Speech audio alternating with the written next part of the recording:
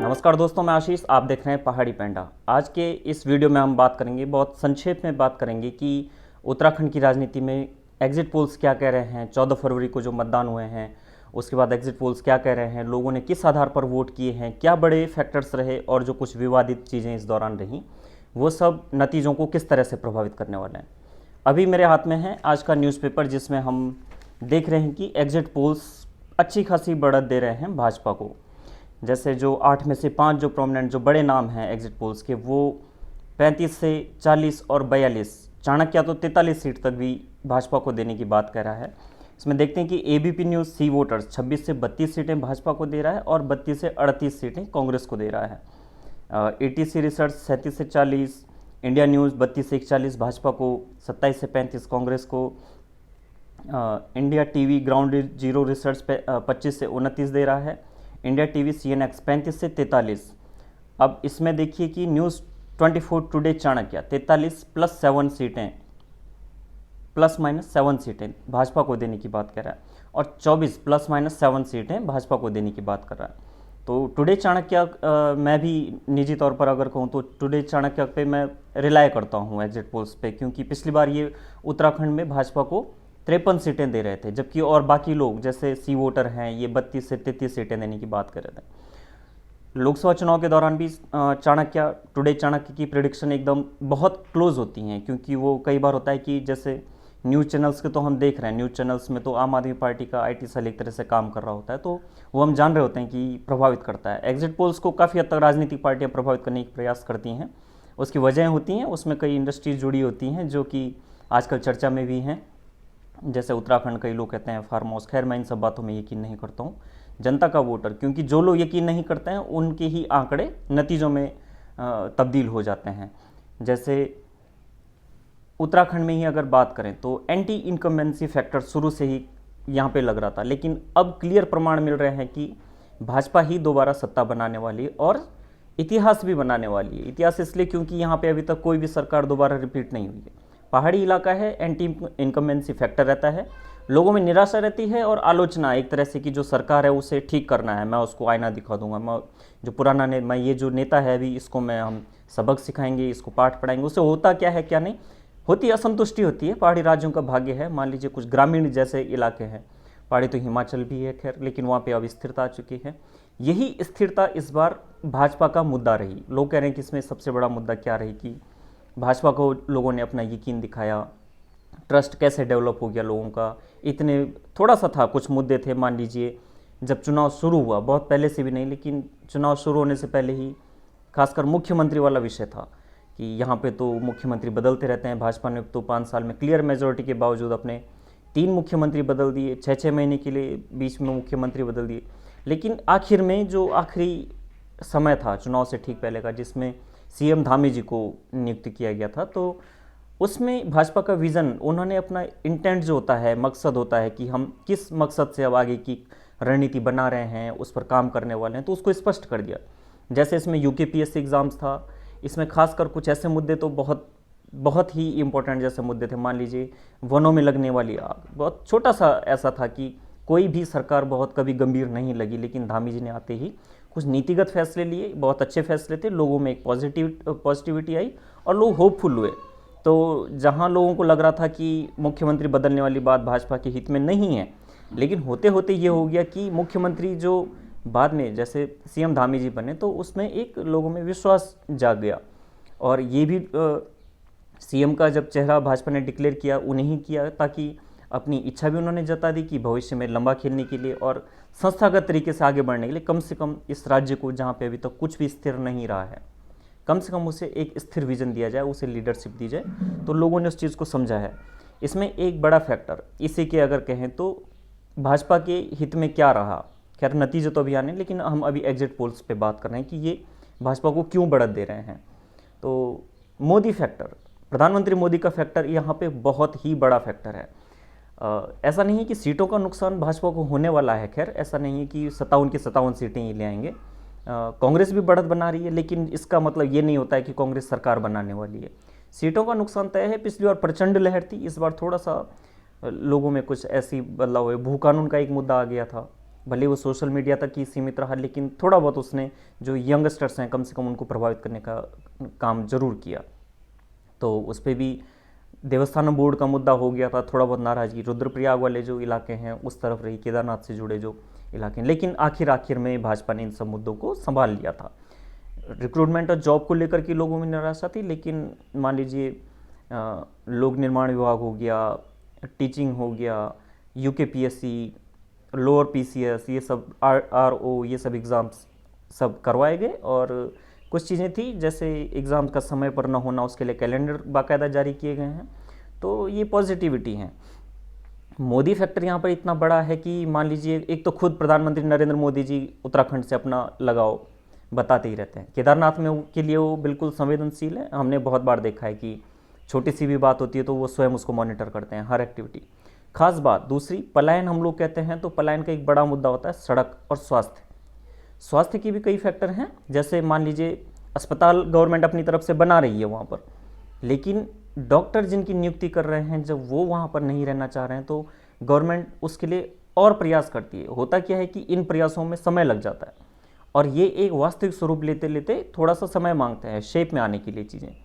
तो कुछ अब वही बात है ना कि हर कमजोरी सरकार के एंड पर नहीं है, भले इच्छा शक्ति होती है मनवाने की और वो करवाने वाले लोग चाहिए। तो जो लोग ऐसा करवाते हैं वो आज नहीं तो कल उस चीज़ में सफल हो जाते हैं। दूसरा, सड़क। दिल्ली से नोएडा आने वाली, मैंने कई बार ट्विटर और सोशल मीडिया पे मैंने इस बात का जिक्र किया है कि दिल्ली से आने के लिए हमें सोचना होता था। मान लीजिए जो देहरादून का रहने वाला है, रुद्रप्रयाग का रहने वाला है, चमोली का रहने वाला है, पिथौरागढ़ का रहने वाला है, तो उसे सोचना होता था वो दिल्ली से कब आए, उसको कितना टाइम लगने वाला है। तो पहले जो 8-10 घंटे आराम से सिर्फ देहरादून पहुंचने में लगते थे दिल्ली नोएडा से, गुड़गांव से, वो अब मात्र 3 घंटे में। सोचिए कि कितनी पीढ़ियों का ये फ़र्क था। तो इसने जो बाहर से आने वाले लोग हैं खासकर, वो सिर्फ एक बात बोलते हैं कि हाईवेज, रोड प्रोजेक्ट और हाईवेज नरेंद्र मोदी सरकार ने, केंद्र सरकार ने तो ये डबल इंजन वाला फैक्टर काम किया है कि हाँ, केंद्र में जो भाजपा की सरकार थी और यहाँ पर त्रिवेंद्र सिंह रावत जी पहले मुख्यमंत्री थे उसके बाद, तो ये प्रोजेक्ट बहुत ही अच्छे लेवल पर, आप जाइए पहाड़ों की सड़कों का आप सिर्फ 5-7 साल पहले देखिए और अब देखिए तो वो फ़र्क सीधा नज़र आता है। सबसे बड़ा प्रोजेक्ट यहाँ तोता घाटी वाला देखिए, श्रीनगर जो जाते हैं, कि उसी सड़क को कोई कह नहीं सकता है कि ये भाजपा के कार्यकाल के दौरान इस तरह से बन गई है। अब हम बात करते हैं कि भाजपा और कांग्रेस के पैरेलल क्या क्या चला। भाजपा में भी कुछ भीतराघात के लोगों में असंतुष्टि, नाराजगी टिकट को वितरण को लेकर की थी, लेकिन हुआ क्या है कि कुछ जो अभी तक लग रहा है, मान लीजिए जो कुछ एक बागी हैं उठे, तो उनके जीतने की उम्मीदें हैं, कुछ आसार हैं, और ये उम्मीदें लगाई जा रही हैं कि ये प्रत्याशी भी जो छुटपुट जीतते हैं 1-2, ये भी भाजपा के ही साथ बैठेंगे। और कांग्रेस की जहाँ तक बात करें तो कांग्रेस का भीतराघात सोशल मीडिया और मान लीजिए इंटरनेट के नैरेटिव से तो दूर रहा, लेकिन कांग्रेस में भीतराघात और असंतुष्टि इस हद तक थी कि हरीश रावत को एक टिकट मिलने में ही पसीना छूट गया। पहले उन्हें रामनगर सीट के लिए संघर्ष करना पड़ा, उनके कुछ लोगों ने, कुछ असामाजिक तत्वों ने उनकी कुछ ऑडियो क्लिप्स भी वायरल कर दी थी हरीश रावत की, कि जिसमें वो गिड़गिड़ा रहे थे कि भाई तू यहाँ से सीट छोड़ दे, मुझे लड़ने दे। उन्होंने कहा तू अपना देख ले भाई, हमारा फिक्स है, हम भी अपना देखेंगे कुछ। तो हरीश रावत जी को कांग्रेस वाले ही एक तरह से इंतजार कर रहे थे कि रिटायरमेंट ले लें, इनकी छुट्टी हो जाए। यहाँ तक भी आरोप लगाए जो उनके थोड़ा पहले सहयोगी थे, रणजीत सिंह, तो रामनगर सीट पे उन्होंने आरोप लगाए कि आदमी तो टोने टोट के करने लगा है। कुछ तो फोटो भी बीच में आ गई थी जिनमें वो नौरू बुलाने वाले बाकी पुछेरों के पास जा रहे थे, चावल गिनवाते अपना भविष्य पता करने के लिए चुनाव में जीत होगी या नहीं। तो उन्होंने बताया कि हरीश रावत तो बंदरों की, गुणी बांदरों की, सुअरों की बलि दे रहे हैं। अब ये सच है या नहीं, लेकिन उन्हीं के सहयोगी बहुत करीबी थे, उनके करीबी लोग जब कुछ बात कहते हैं तो उसमें कुछ ना कुछ यकीन तो करना बनता है कि हाँ ये कह रहा है तो ठीक ही कह रहा होगा।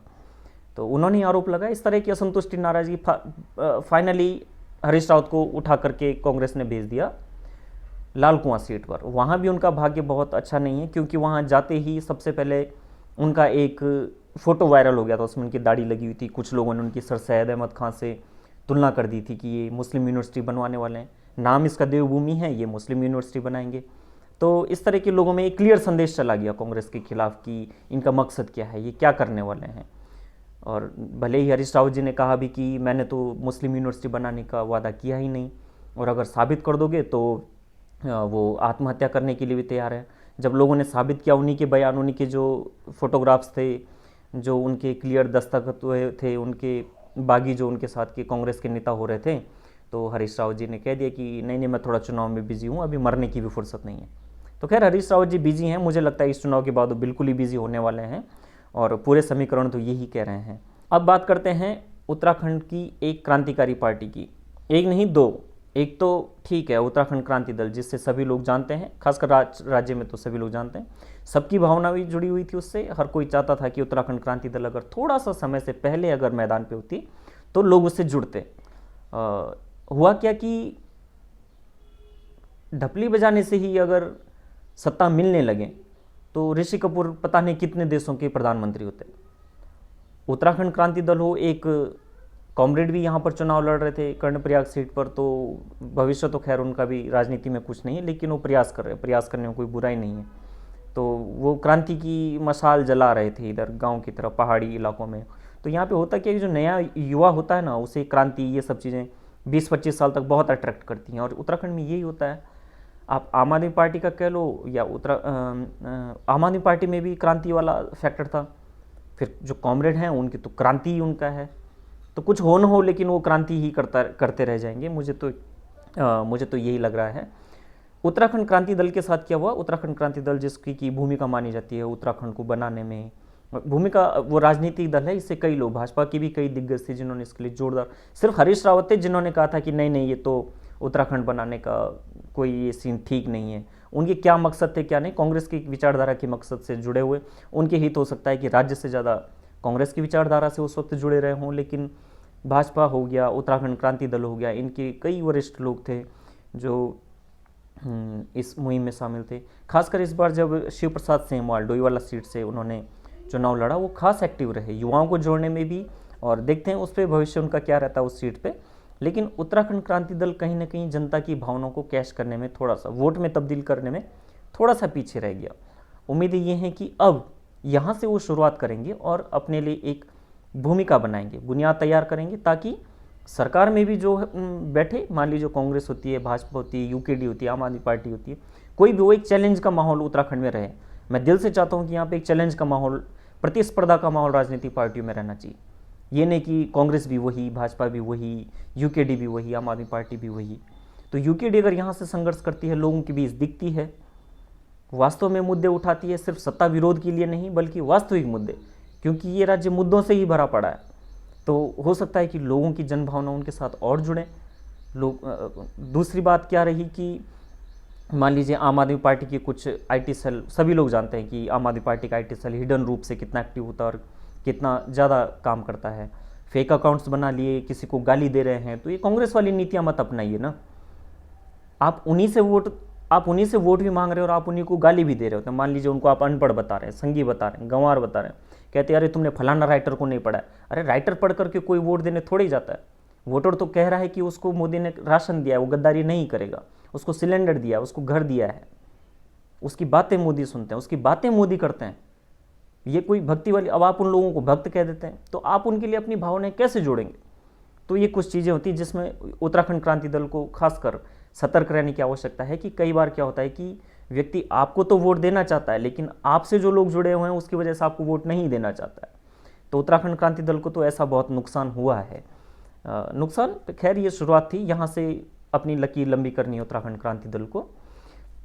इन्हीं का मान लीजिए क्रांतिकारी, जैसे इनका एक क्रांतिकारी नेता रुद्रप्रयाग सीट से उठा, उसने चुनाव की 2 रात पहले बताया कि मुझ पे हमला हुआ है, पट्टियाँ पुट्टियाँ उसने अपने बांध दी सर से पैर तक। मोहित डिमरी उनका नाम है, अस्पताल में भर्ती हो गए मोहित डिमरी, और पट्टियों से खुद को डाल करके गाड़ियों के शीशे तोड़वा दिए, फ़ोटो सोशल मीडिया पे जारी कर दी।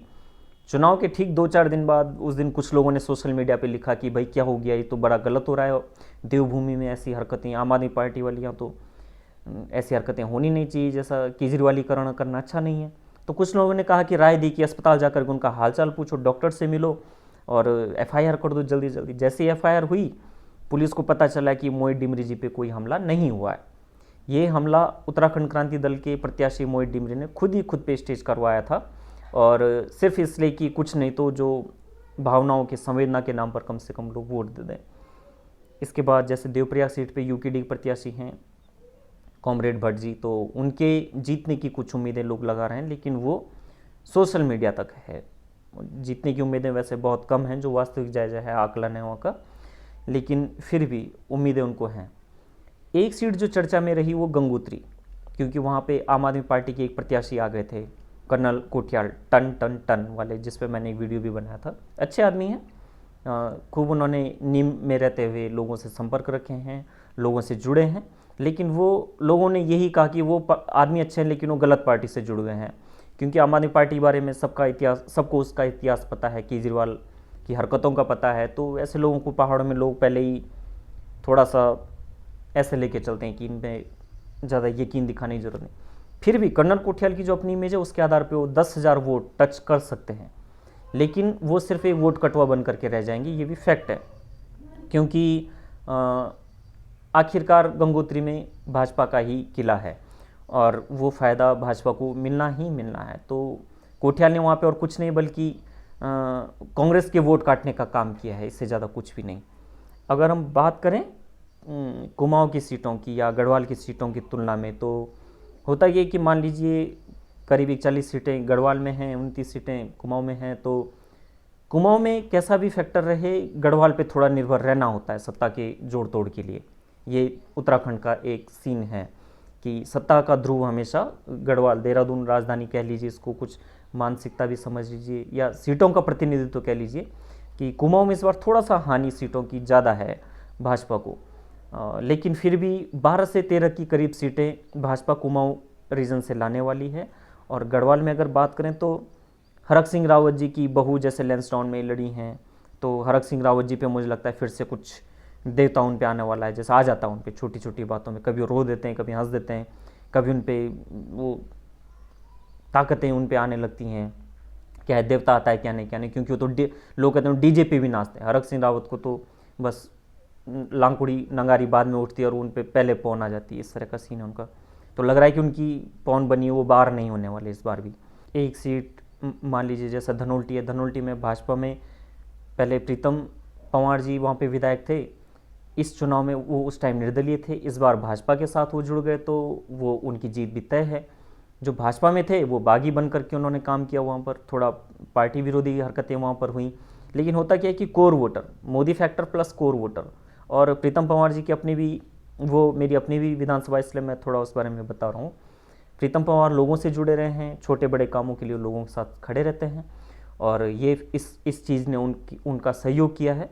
थोड़ा क्लोज फाइट रहने की संभावनाएं हैं, जैसे जोत सिंह बिष्ट भी वहाँ पे कांग्रेस से थे, लेकिन आखिरकार धनोल्टी विधानसभा सीट पर जीत प्रीतम पंवार की ही होगी। एक सीट है जो थोड़ा सा चर्चा में रही नेशनल लेवल पे भी, क्योंकि उसमें जुबिन नौटियाल का नाम जुड़ गया था। चक्राता विधानसभा सीट से जुबिन नौटियाल के पिताजी रामशरण नौटियाल जी प्रत्याशी थे, जिन्हें भाजपा ने टिकट दिया, और उनके वहाँ पे प्रतिद्वंदी थे कांग्रेस के प्रीतम सिंह। तो वो आंकड़ा थोड़ा सा निराश कर सकता है भाजपा के समर्थकों को या भाजपा को, क्योंकि कई बार क्या होता है कि ज़रूरी नहीं कि आपकी सामाजिक छवि जैसी है वो वोट में तब्दील हो जाए। कई बार आप बहुत सामाजिक स्तर पर आपकी छवि बहुत अच्छी होती है, लेकिन आपको लोग एक राजनेता की तरह पर नहीं देखना चाहते हैं।